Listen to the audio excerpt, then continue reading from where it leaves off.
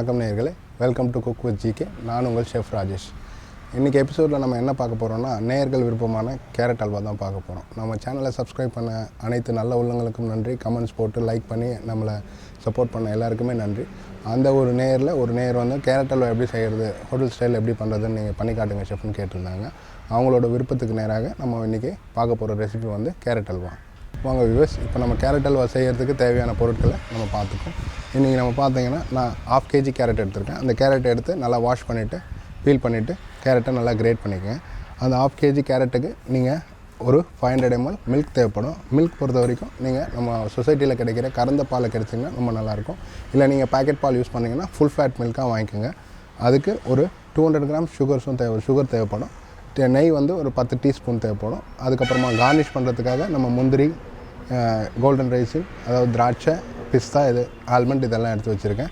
இப்போ நீங்கள் இந்த கேரட் அல்வாவை ஒரு 3 டிஃப்ரெண்ட் வெரைட்டிஸில் பண்ணலாங்க. நீங்கள் வீட்டில் பண்ணும்போது யோசிச்சிங்கன்னா, இந்த கேரட் அல்வாவை நம்ம இப்போ எனக்கு கோவா கிடைக்கல, கோவா நான் ஒரு 100 கிராம் எடுத்து வச்சுருக்கேன். அந்த கோவா கிடைக்கலன்ற பட்சத்தில் நீங்கள் பாலே வந்து ஒரு 1 லிட்டராக விட்டு நான் அந்த நல்லா சுண்டி வர வரைக்கும் நல்லா கிண்டிக்கிட்டே இருந்தீங்கன்னா அந்த பாலே உங்களுக்கு கோவா கன்சிஸ்டன்ட் வந்துடும். நான் இங்கே ஒரு 50 கிராம் 100 கிராம் கோவா எடுத்துருக்கன்றதுனால ஒரு 500 ml மில்க் தான் எடுத்திருக்கேன். இல்லை மில்க்கும் நீங்கள் அவ்வளோ போட வேணாம், நாங்கள் குயிக்காக பண்ணணும் அப்படின்னு யோசிச்சிங்கன்னா கண்டென்ஸ் மில்க் கிடைக்கும் இல்லைங்களா, அந்த கண்டென்ஸ் மில்க்கை யூஸ் பண்ணி கூட ஒரு 100 to 200 ml அந்த கேரட்டை நல்லா சாஃப்ட்னாக வர வரைக்கும் நல்லா குக் பண்ணிவிட்டு அதுக்கப்புறமா அந்த கண்டென்ஸ் மில்க் ஒரு டின்னை ஊற்றி கூட நீங்கள் குக் பண்ணலாம். பட் நீங்கள் பெட்டர் ரிசல்ட் வரணும்னு எதிர்பார்த்தீங்கன்னா நீங்கள் இந்த மாதிரி ப்ரொபோர்ஷனில் எடுத்துட்டிங்கன்னா உங்களுக்கு ரொம்பவே இன்டெலிஜென்ஸாக கேரட் அல்வா கிடைக்கும். ரொம்ப டேஸ்டியாக, ரொம்ப ரிச்சாகவும் இருக்கும், பார்க்கவும் நல்லா கலர்ஃபுல்லாக இருக்கும். நீங்கள் அந்த கேரட் அல்வா சாப்பிடும்போது இன்விட்டினில் அந்த கோவாவோட பைட் கிடைக்கும்போது இன்னமும் நல்லாவே இருக்கும்.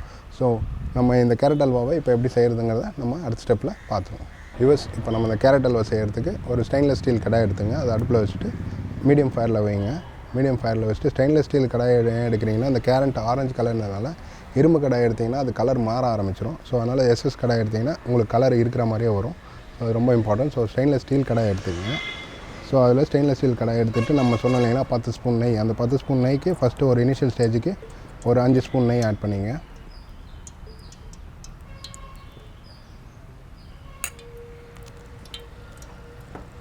இந்த ஸ்பூன் நெய்யை சேர்த்துட்டு நம்ம திருவி வச்சுருந்தோம் இல்லைங்களா கேரட்டு, அதை வந்து இந்த நெய்யில் போட்டு வதக்கணும்.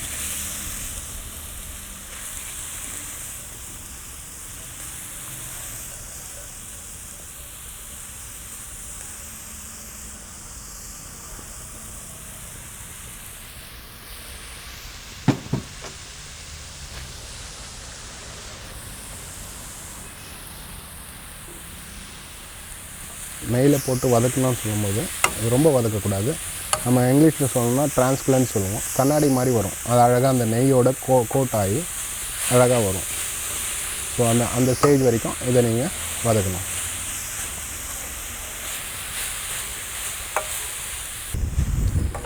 இப்போ நீங்கள் பார்த்தீங்கன்னா தெரியும், நான் இனிஷியலில் சொல்லியிருந்த மாதிரி இந்த டிரான்ஸ்பிளன்ட் ஸ்டேஜ், அந்த கண்ணாடி மாதிரி நம்ம போட்ட ஃபேட்டை கேரட் அப்சர்வ் பண்ணி நல்ல ஒரு டிரான்ஸ்பிளன்ட் கன்சிஸ்டன்சி வந்திருக்கு.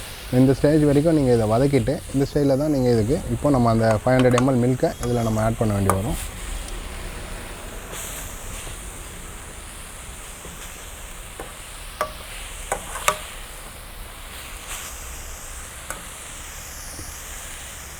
ஸோ நம்ம போட்ட கேரட் கீயில் நல்லா வதங்கி வந்துடுச்சு.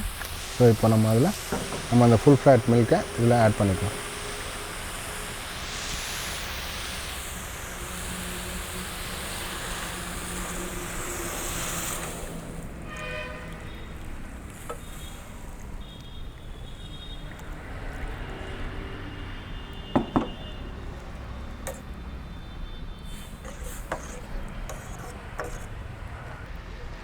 இப்போ நம்ம அந்த பாலை ஆட் பண்ணிவிட்டு நல்லா ரேஞ்சை ஃபுல் ஃபயரில் வச்சுட்டு நல்லா கொதி வர வரைக்கும் கொஞ்சம் வெயிட் பண்ணுங்கள்.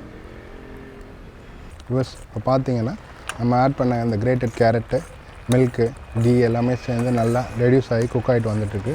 இந்த நம்ம முன்ன சொன்ன மாதிரி ஹை ஃபயரில் இந்த ரேஞ்சை கொஞ்சம் ஸ்லோ ஃபயர் ஆக்கிட்டு இதுக்கு மேலே கொஞ்சம் ஸ்லோ ஃபயரில் அழகாக கிண்டி விட்டுட்டே குக் பண்ணிங்கன்னா உங்களுக்கு அடி பிடிக்காமல் நல்லா ஈஸியாக அழகாக அந்த கேரட் அல்வா குக் ஆகி வந்துகிட்டே இருக்கும். ஸோ இந்த கன்சிஸ்டன்சி வரும்போது, அதாவது நம்ம போட்ட 1/2 லிட்டர் பால் ஒரு 250 பாலாக ரெடியூஸ் ஆகி வந்த ஸ்டேஜில் நம்ம சொன்ன சர்க்கரையை இப்போ கொஞ்சம் கொஞ்சமாக ஆட் பண்ண ஆரம்பிச்சிடுங்க. 200 கிராம் சுகர் சொன்னோம் இல்லைங்களா, அதை அப்படியே ஸ்பூனில் எடுத்து நம்ம இங்கே ஆட் பண்ணுவோம்.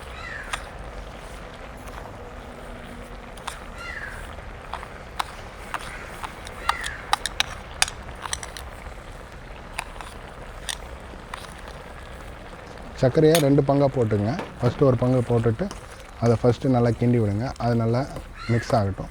அதுக்கப்புறமா நம்ம செகண்ட் ஸ்டேஜ் ஃபினிஷிங் ஸ்டேஜ்லேயோ இல்லை ஆல்மோஸ்ட் நியர்பை ஸ்டேஜில் போட்டோம்னாலும் நமக்கு நல்ல கிளேஸ்னஸ் கிடைக்கும். ஸோ அதனால் சுகரை 2 இதுவாக பிரிச்சுங்க. நம்ம இனிஷியல் ஸ்டேஜ்லேயே சொன்ன மாதிரி நம்ம அந்த ஃபுல் ஃபேட் மில்க், அதாவது கறந்த பால் ஏன் எடுத்து வர சொன்னீங்கன்னா நம்ம இந்த மாதிரி ரெடியூஸ் பண்ணும்போது அதில் வர அந்த பால் ஆடைங்கிறதே ஒரு டிஃப்ரெண்ட்டான ஒரு இதுங்க. அது வந்து ரொம்ப திக்காக நல்லா அழகாக வரும். நீங்கள் அதை கிண்டி உள்ளே விடும்போது அழகாக வந்து அந்த கேரட் அல்வா கூட போய்ட்டு ஈவனாக கோட்டாய் நின்றுட்டுருக்கும். அதுதான் நம்ம அந்த ஃபுல் ஃபேட் மில்க் இல்லாமல் நார்மல் டோன் மில்க்கோ இல்லை பேஸ்டரைஸ் மில்க் யூஸ் பண்ணிங்கன்னா உங்களுக்கு அந்த ஆடை தான் மிஸ் ஆகும். ஸோ அதனால தான் நான் சொன்னேன் ஃபுல் ஃபேட் மில்க்கோ இல்லைனா நம்ம சொசைட்டியில் கிடைக்கிற கறந்த பாலோ வாங்கிட்டிங்கன்னா அது நல்லாயிருக்கும். இப்போ பார்த்தீங்கன்னா நம்ம ஆட் பண்ண கேரட், நம்ம ஒரு 500 ml மில்க் போட்டிருந்தோம், ஒரு 200 grams சுகர் போட்டிருந்தோம். அது எல்லாமே நல்லா பிளண்ட் ஆகி மிக்ஸ் ஆகி எவ்வளோ திக்காக வந்திருக்குன்னு நீங்கள் பார்ப்பீங்க. நம்ம ஆரம்பிக்கும் போது ஒரு ஆரஞ்சு கலர் கேரட்டில் ஸ்டார்ட் பண்ணி இப்போ மாலை நேர சூரியன் இளஞ்சிவப்புன்ற கலரில் அழகாக ஒரு சன்ஷைன் கலரில் வந்திருக்கு. ஸோ இந்த மாதிரி ஒரு ஸ்டேஜ் வரும்போது நம்ம தேவையான ஃப்ளேவரிங் ஏஜென்ட் ஆட் பண்ணிவிடுவோம். நம்ம இந்த கேரட் அல்வாவுக்கு நான் 1 டீஸ்பூன் காடமம் பவுடர், அதாவது நம்ம ஏலக்காயை பொடியாக அரைச்சி வச்சுருக்கேன், அது 1 டீஸ்பூன் ஆட் பண்ணிக்கிறேன். ஸோ அகைன் இது பஞ்சாபி ரெசிபி கேரட் அல்வா ரொம்ப ரிச்சாக இருக்கணுன்றதுக்காக ஒரு பிஞ்ச் சேஃப்ரானும் இதில் சேர்த்து ஆட் பண்ணிக்கலாம். இதை தனியாக பாலில் ஊற வச்சும் போடலாம். இப்போ நம்மளோட கலரே வந்து அழகாக நம்ம இளஞ்சிவப்பு கலரில் வந்துருக்குன்றதுனால, ஸோ இதுலேயும் நிறைய மில்க் இருக்குன்றதுனால நம்ம அப்படியே அந்த பிஞ்ச் சேஃப்ரானை டைரெக்டாகவே நீங்கள் இதை ஆட் பண்ணிக்கலாம்.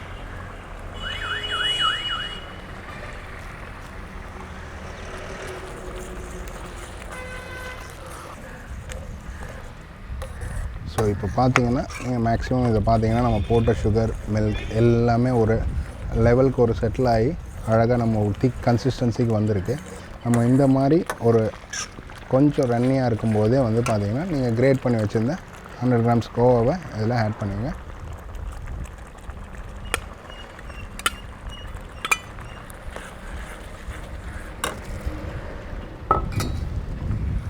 ஸோ இப்போ நம்ம அந்த 100 grams கோவாவையும் நம்ம இதில் ஆட் பண்ணியாச்சு.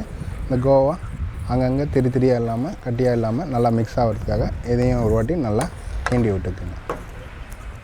நம்ம போட்ட கோவா பால் எல்லாமே சேர்ந்து நல்லா மிக்ஸ் ஆகி வந்துட்டுருக்கு. ஒரு திக் கன்சிஸ்டன்சிக்கு வந்துட்டுருக்கு, ஒரு அல்வா கன்சிஸ்டன்சிக்கு வந்துட்டுருக்கு. ஸோ இந்த மாதிரி ஸ்டேஜில் நீங்கள் அழகாக கிண்டி விட்டுட்டே வந்தீங்கன்னா இன்னும் உங்களுக்கு நல்ல பெட்டர் ரிசல்ட் கிடைக்கும். ஸோ நல்லா இந்த டைமில் கொஞ்சம் நல்லா கிண்டி விட்டுட்டே இருங்க. நீங்கள் இந்த குக் பண்ணும்போது இது பார்த்தீங்கன்னா எனக்கு இப்போ நல்லாவே தெரியுது. நம்ம போட்ட குங்குமப்பூ, ஏலக்காய் எல்லாமே அந்த கேரட்டோ சுகர் எல்லாமே மிக்ஸ் ஆகி நல்லா ஒரு பியூட்டிஃபுல்லான ஒரு ஃப்ளேவர் நமக்கு நம்ம குக் பண்ணும்போதே வந்துட்டுருக்கு நமக்கு. ஸோ அதை நீங்கள் வீட்டில் பண்ணும்போது உங்களுக்கு தெரியும். நல்லா பார்த்தீங்கன்னா இதை நல்லா மிக்ஸ் பண்ணி விட்டுட்டே வாங்க. ஸோ இப்போ நீங்கள் பார்த்தீங்கன்னா இது எல்லாமே மிக்ஸ் ஆகி நல்லா திக்காக வந்துட்டுருக்கு. இந்த நேரத்தில் நான் ஒரு ஷெஃப் டிப்ஸாக ஒரு ட்ரிக்ஸாக ஒன்று சொல்லி தரேன். இப்போ இதில் பார்த்தீங்கன்னா இதை ஒரு 2 ஸ்பூன் ஃப்ளார், 2 ஸ்பூன் பட்டர் எடுத்திருக்கேன். ஃப்ளார்னால் நம்ம மைதா மாவு எடுத்திருக்கேன். இதை நான் ஏன் எடுத்திருக்கேன்னு சொன்னேன்னா, இது வந்து நம்ம ஃப்ரெண்ட்ஸில் வந்து பியூரே நாசட் சொல்லுவோம். இது ஒரு ஷெஃப்ஸ் ஃப்ரெண்டுன்னு சொல்லுவோம். இது நம்ம எந்த ஒரு பொருளையும் குயிக்காக திக்கன் பண்ணணும் அப்படின்னு நீங்கள் ஆசைப்பட்டீங்கன்னா, அதுக்கு ஒரு சூப்பாக இருந்தாலும் சரி, ஒரு சாஸஸ் இருந்தாலும் சரி, இந்த மாதிரி நீங்கள் ஃப்ளாரையும் பட்டரையும் எடுத்து மிக்ஸ் பண்ணிவிட்டு அதை நீங்கள் எந்த பொருளை ஆட் பண்ணிங்கனாலும் அது கொஞ்சம் குயிக்காக திக்காகிடும். ஒரு நல்ல ஸ்மூத் சில்கி டெக்ஸ்சரும் கிடைக்கும். ஸோ அதனால் நான் இதை இங்கே ஆட் பண்ணுறேன். இப்போ உங்களுக்கு க்ளூட்டன் அலர்ஜியோ இல்லை க்ளூட்டன் ஃப்ரீயாக சாப்பிட்ணுன்னு நினச்சிங்கன்னா இதை நீங்கள் ஆட் பண்ணுறதை அவாய்ட் பண்ணிக்கலாம். இது it's totally up to you.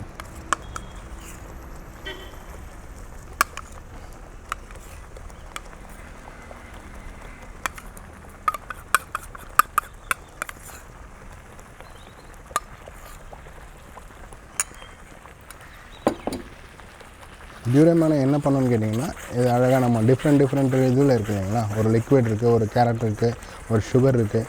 இது எல்லாத்தையும் ஒன்றா கொண்டு வந்து ஒரு கன்சிஸ்டன்சிக்கு கொண்டு வரேன். நீங்கள் இதை பார்த்தீங்கனாலே தெரியும். இப்போ நீங்கள் எப்படி பபுள் ஆகிட்டு இருந்த விஷயம் வந்து எவ்வளோ திக்காக கோட் ஆகிருக்குன்றதை நீங்கள் இப்போ பார்க்கலாம். அதை ஆட் பண்ண ஒரு 2 மினிட்ஸில் இது எல்லாமே எப்படி ஈவனாக அப்படியே கோட் ஆகி வந்துடுச்சுன்னு நீங்கள் பார்க்கலாம்.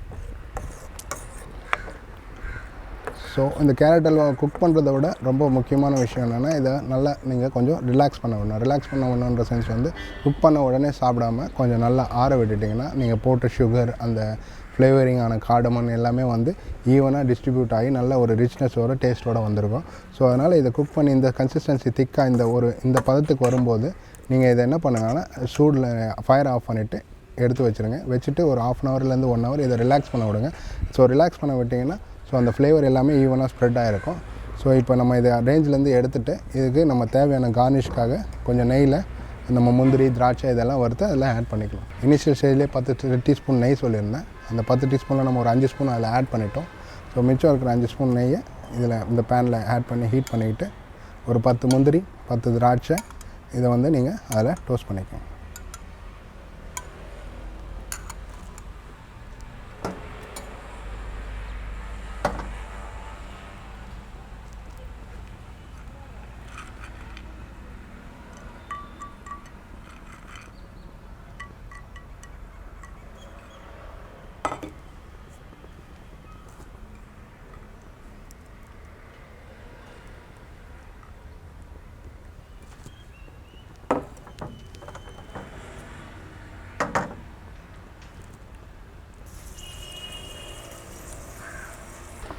பார்த்தீங்கன்னா நம்ம போட்ட அழகாக அந்த கேஷ்யூ நட் அந்த ரைசின் எல்லாமே சேர்ந்து அந்த திராட்சை எல்லாமே சேர்ந்து நெய்யில் அழகாக பொன்முருளாக வந்துருக்கு. ஸோ இதை அப்படியே அந்த கேரட் அல்வா மேலே அழகாக அப்படியே தூவி விட்டுருங்க. ஒரு நல்லா ஒரு மிக்ஸ் பண்ணி விட்டுருங்க. மிக்ஸ் பண்ணி விட்டுட்டு நான் சொன்ன மாதிரி இதை ஒரு 1/2 ஹவர்லேருந்து ஒரு 1 ஹவர் ரிலாக்ஸ், அதாவது அப்படியே ஒரு மூடி போட்டு விட்டுருங்க. ஏன்னா அந்த பிட்வீன் ஸ்டேஜில் நம்ம போட்ட எல்லா இன்க்ரீடியன்ஸும் நல்லா பிளெண்ட் ஆகி நல்லா மிக்ஸ் ஆகி ஒன்றுக்கு ஒன்று அப்சர்வ் ஆகி ஈஸியாக வந்துடும். ஸோ நமக்கு அது சாப்பிடும்போது டேஸ்ட் ஈவனாக இருக்கும், எல்லாமே நல்லாயிருக்கும். ஸோ அதனால் கொஞ்சம் இதை அப்படியே ஒரு மூடி போட்டு ரிலாக்ஸ் பண்ண விட்டுருவோம். டியர் வியூவர்ஸ், இன்றைக்கி எபிசோடில் ரொம்பவே ரிச்சான இன்டெலிஜென்ஸான கேரட் அல்வா ரெசிபியை பார்த்தோம். இதை நீங்கள் ஒரு எண்ட் ஆஃப் த மீலில் சாப்பிட்டீங்கன்னா இட் வில் பி டெஃபினெட்லி வின்னருங்க. இதோட ரிச்னஸும் இதோட க்ரீமினஸ் ப்ளஸ் அதோட ஃப்ளேவர் சேஃப்ரான் அண்ட் கார்டமனோட ஃப்ளேவர் எல்லாம் கேரட்டோடு சேர்ந்து வரும்போது ரொம்பவே சூப்பர்பான ஒரு டேஸ்ட்டாகவும் எம்மியாகவும் இருக்கும். ஸோ இதை நீங்கள் வீட்டில் ட்ரை பண்ணி பாருங்கள். இதில் ஏதாவது டவுட்ஸோ இல்லை உங்களுக்கு வேறு ஏதாவது ரெசிபிகள் தேவைப்பட்டாலோ எங்கள் கமெண்ட்ஸ் பாக்ஸில் தெரிவிங்க. எங்கள் சேனலை சப்ஸ்கிரைப் பண்ணுங்கள், லைக் பண்ணுங்கள். மீண்டும் இதே மாதிரி ஒரு மாடர்னைஸ்டான ரிச்சான ரெசிபியோடு உங்களை சந்திக்கும் வரை உங்களிடமிருந்து விடைபெறுவது உங்கள் ஷெஃப் ராஜேஷ்.